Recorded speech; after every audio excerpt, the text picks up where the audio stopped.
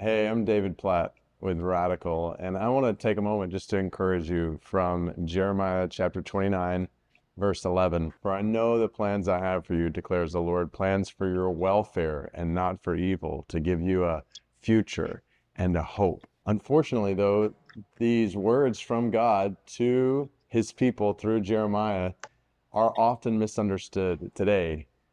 This is a promise, not that God is going to keep you and me from suffering, or that when we walk through suffering, it's going to last for just a short period of time. If you actually look at the verse right before this, God tells his people that he's sending them into exile where they're going to experience challenges and difficulties, and he's going to bring them out 70 years later. But don't miss the beauty of this promise, not just for God's people then, but all the more so for God's people now in the New Testament, the new covenant through Jesus.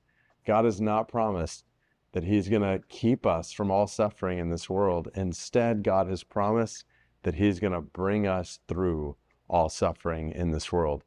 That when we walk through challenges and difficulties, he is going to be with us, and he is going to give us the grace that we need to persevere all the way to the end. We know that there is coming a day when there will be no more suffering, no more sorrow, no more tears. God's going to wipe every tear from our eyes, and we're going to see him face to face, free from all sin and suffering and death. I can only imagine some of you who are listening to this right now are walking through really hard days.